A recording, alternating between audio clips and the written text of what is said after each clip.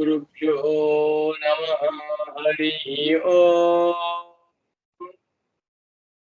ಗುರವೇ ಸರ್ವಲೋಕಾನಾಂ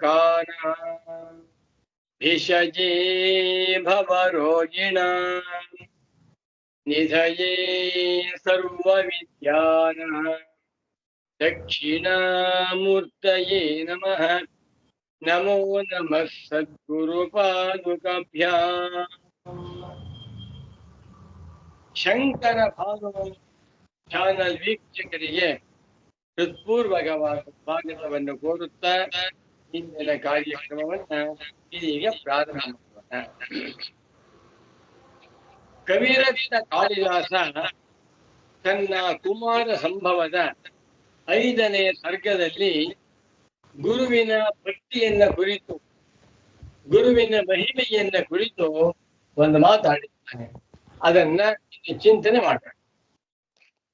ಒಂದು ಶ್ಲೋಕ, 5ನೇ ಸರ್ಗದಲ್ಲಿ ಬರುವಂತ ಒಂದು ಶ್ಲೋಕವನ್ನು ಹೇಳ್ತೇನೆ. ಕುಮಾರ ಸಂಭವ. ನಿವಾರ್ಯತಾಮಾಲಿಕಿಮಪ್ಯಯಂ ವಟುಃ ಪುನರ್ವಿವಕ್ಷು ಸ್ಫುರಿತೋತ್ತರಾಧರಃ ನ ಕೇವಲಂ ಯೋ ಮಹತೋಪಭಾಷತೆ ಶೃಣೋತಿ ತಸ್ಮಾದಪಿ ಯಸ್ಸ ಪಾಪಭಾಗ್. ಈ ಮಾತನ್ನ ಕಾಳಿದಾಸ ಪಾರ್ವತಿಯ ಮುಖಾರವಿಂದದಿಂದ ಹೇಳ್ತಿದ್ದಾನೆ. ಮತ್ತೊಮ್ಮೆ ಶ್ಲೋಕವನ್ನು ಹೇಳ್ತೇನೆ, ತುಂಬಾ ಚೆನ್ನಾಗಿದೆ. ನಿವಾರ್ಯತಾಮಾಲಿಕಿಮಪ್ಯಯಂ ವಟುಃ ಪುನರ್ವಿವಕ್ಷು ಸ್ಫುರಿತೋತ್ತರಾಧರಃ ನ ಕೇವಲಂ ಯೋ ಮಹತೋಪಭಾಷತೆ ಶೃಣೋತಿ ತಸ್ಮಾದಪಿ ಯಸ್ಸ ಪಾಪಭಾಗ್.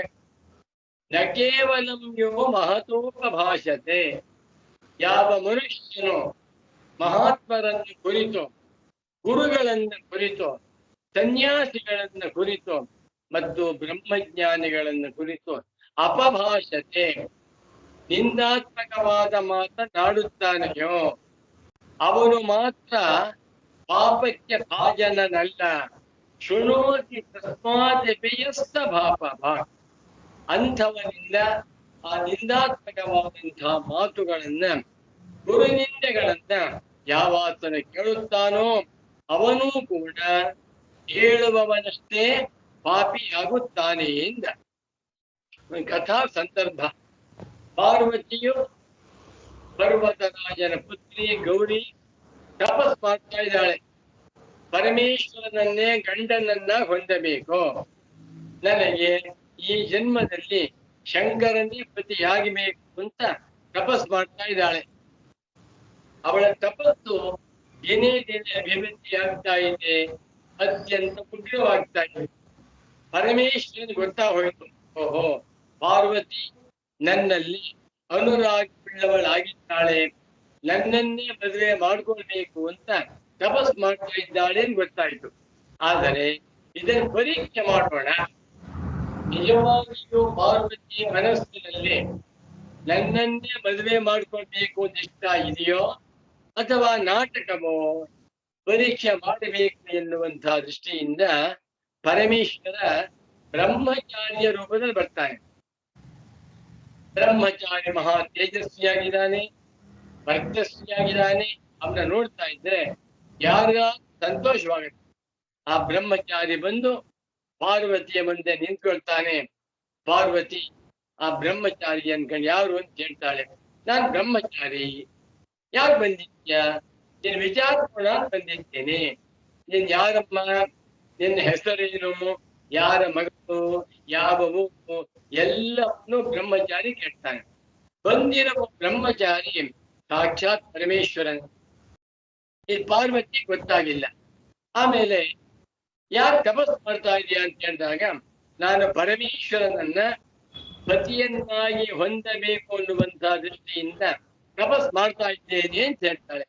ಅಯ್ಯೋ ಹುಚ್ಚಿ, ಆ ಪರಮೇಶ್ವರನನ್ನ ಮದುವೆ ಮಾಡ್ಕೊಳ್ತಾ ಇದೀಯಾ? ಈ ಬುದ್ಧಿ ಹೇಳೋದಿಲ್ಲ. ಆ ಪರಮೇಶ್ವರನ್ಗೆ ಯಾವ ಯೋಗ್ಯತೆ ಇದೆ? ಬಡ್ಕೊಳ್ಳಿಕ್ಕೆ ಪೌಡರ್ ಇಲ್ಲ, ಮೈ ಮೇಲೆ ಬಟ್ಟೆ ಇಲ್ಲ, ಯಾವ ಅಲಂಕಾರವಿಲ್ಲ, ನಾಗರಾಜ ಅವನಿಗೆ ವಾಸಕ್ಕೆ ಸ್ಥಾನ ಇಲ್ಲ. ತಿನ್ನಕ್ಕೆ ಅನ್ನ ಇಲ್ಲ, ಹುಡುಕಿ ಬಟ್ಟೆ ಇಲ್ಲ, ವಾಸಕ್ಕೆ ಇಲ್ಲ, ಸ್ಮಶಾನ ವಾಸಿ ಚರ್ಮಾಂಬರ ಅಂತ ಪರಮೇಶ್ವರನನ್ನ ಮದುವೆ ಆಗ್ಬೇಕು ಅಂತ ಹೊರಟಿದ್ಯಲ್ಲ, ಬುದ್ಧಿ ಇದೆಯೇನಮ್ಮ ಅಂತ ಶುರು ಮಾಡ್ತಾನೆ. ಪಾರ್ವತಿಗೆ ಮನಸ್ಸಿಗೆ ಸಂಕಟವಾಗ್ತಾ ಇದೆ.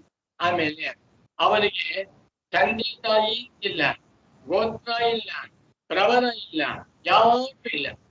ಏನಪ್ಪ ಅವನು ಮದುವೆ ಆಗ್ಬೇಕು ಅಂತ ಹೊರಟಿದ್ಯಲ್ಲಮ್ಮ, ನೀನು ದಡ್ಡಿ ಅಂತ ಬೈತಾನೆ. ಮತ್ತು ನೀ ಮದ್ವೆ ಮಾಡ್ಕೋಬೇಕು ಅಂತಂದ್ರೆ ನಂಗೆ ತಿಳಿಸು, ಸ್ವರ್ಗ ಲೋಕದಿಂದ ಕೈಲಾಸ ಲೋಕದಿಂದ 100 ಜನ ಒಳ್ಳೆ ವರರು ಸಿದ್ಧವಾಗಿದ್ದಾರೆ. ಅದನ್ನ ಬಿಟ್ಬಿಟ್ಟು ಇವನು ಮದುವೆ ಆಗ್ತಾ ಇದೆಯಲ್ಲ. ಕನ್ಯಾ ವರಯತೆ ರೂಪಂ ಮಾತಾ ವಿತ್ತಂ ಪಿತಾ ಶ್ರುತಂ ಬಾಂಧವಾಹ ಕುಲಮಿಚ್ಛಂತಿ ಮಿಷ್ಟಾನ್ನ ವಿತರೇ ಜನಃ.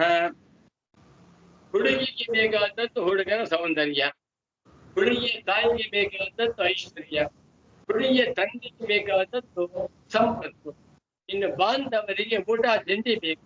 ಏನೂ ಇಲ್ಲ, ಸೌಂದರ್ಯವೂ ಇಲ್ಲ, ವಿದ್ಯೆಯೂ ಇಲ್ಲ, ಬುದ್ಧಿಯೂ ಇಲ್ಲ, ಗುಂಡು. ಅವನು ಮದುವೆ ಆಗ್ಬೇಕು ಹೊರಟಿದೆಯಲ್ಲಮ್ಮ, ಬೇಡ, ಎಷ್ಟು ಸಣ್ಣಗೆ ಆಗ್ಬಿಟ್ಟಿದ್ಯಾ ನೀನು ಅಂತೇಳಿ ಪಾರ್ವತಿಯನ್ನ ಹೊಗಳ್ತಾ ಇದ್ದಾನೆ ಬ್ರಹ್ಮಚಾರಿ. ಆ ಪರಮೇಶ್ವರನನ್ನ ನಿಂದೆ ಮಾಡ್ತಾ ಇದ್ದಾನೆ. ಇದನ್ನು ಕೇಳ್ತಾ ಬಂದು ಪಾರ್ವತಿ ಅವಳಿಗೆ ಕೇಳುತ್ತಾಗ್ಲಿಲ್ಲ. ಒಂದು ಮಾತು ಹೇಳ್ತಾಳೆ, ಏ ಬ್ರಹ್ಮಚಾರಿ, ನಿನಗೆ ಪರಮೇಶ್ವರನ ಮಹಿಮೆ ಗೊತ್ತಿಲ್ಲ. ಉವಾಚ ಜೈನಂ ಪರಮಾರ್ಥತೋ ಹರಂ ನವೇತ್ಸಿ ನೂನಂ ಯತ ಏವ ಮತ್ತಮಾಂ ಅಲೋಕ ಸಾಮಾನ್ಯಮಚಿಂತ್ಯ ಹೇತುಕಂ ವಿಶಂತಿ ಮಂದಾಶ್ಚರಿತಂ ಮಹಾತ್ಮನಾಂ. ದಡ್ಡರು ಅಜ್ಞಾನಿಗಳು ಮಹಾತ್ಮನ ಚರಿತ್ರೆಯನ್ನ ನಿಂದೆ ಮಾಡ್ತಾರೆ. ನಿನಗೆ ಪರಮೇಶ್ವರ ಮಹಿಮೆ ಗೊತ್ತಿಲ್ಲ. ಅವನು ಹೋಗ್ತಾನೆ, ಮತ್ತೆ ನಿಂತ್ಕೊಂಡು ಪಾರ್ವತಿಯನ್ನ ಹೊಗಳುತ್ತಾ ಪರಮೇಶ್ವರನನ್ನ ನಿಂದೆ ಮಾಡ್ತಾ ನಿಂತಿದ್ದಾನೆ. ಇದನ್ನ ನೋಡಿದಾಗ ಪಾರ್ವತಿಗೆ ತುಂಬಾ ಸಂಕಟವಾಗುತ್ತೆ. ಪರಮೇಶ್ವರನನ್ನ ನಿಂದೆ ಮಾಡುತ್ತಿರುವ ಇವನಿಗೆ ಮಾತ್ರ ಪಾಪ ಬರುವುದಿಲ್ಲ, ಆ ನಿಂದಾತ್ಮಕವಾದಂತಹ ಮಾತುಗಳನ್ನ ಕೇಳುತ್ತಿರುವಂತ ನನಗೂ ಪಾಪ ಅನ್ಕೊಂಡ್ಬಿಡುತ್ತೆ ಅಂತ ಹೇಳಿಬಿಟ್ಟು ಪಕ್ಕದಲ್ಲಿ ಒಬ್ಬ ಸ್ನೇಹಿತೆ ಇರ್ತಾಳೆ. ಆ ಸ್ನೇಹಿತೆ ಪಾರ್ವತಿ ಹೇಳುವ ಮಾತಿರು, ಕಾಳಿದಾಸ ಹೇಳುವಂತ ಒಂದು ಶ್ಲೋಕ. ನಿವಾರ್ಯತಾ ಮಾಲಿಕಿಮಪ್ಯಯಂಬಟು ಪುನರ್ವಿವಕ್ಷು ಸ್ಫುರಿತೋತ್ತರಾಧರಃ ನ ಕೇವಲಂ ಯೋ ಮಹತೋಪಭಾಷತೆ ಶೃಣೋತಿ ತಸ್ಮಾದಪಿ ಯಸ್ತ ಪಾಪಭಾಗ್. ಎಲೆ ಸ್ನೇಹಿತೆ, ಈ ಬ್ರಹ್ಮಚಾರಿಯನ್ನ ಹೊರಗಡೆ ಬಿಟ್ಟುಬಿಡು ಅಂತ. ನಾನು ಇಷ್ಟ ಇಲ್ಲ, ಅವ್ರ ಮುಖ ನಾನು ನೋಡುವುದಿಲ್ಲ, ಮುಟ್ಟುವುದೂ ಇಲ್ಲ. ನೀನು ಏನಾದ್ರೂ ಮಾಡಿ ಈ ಬ್ರಹ್ಮಚಾರಿಯನ್ನ ನಿವಾರ್ಯತ ಬಿಡು, ಹೊರಗಡೆ ಕಳಿಸ್ಬಿಡು. ಯಾಕೆ ಅಂದ್ರೆ ಪುನರ್ವಿವಕ್ಷು ಸ್ಫುರಿತೋತ್ತರಾಧನ.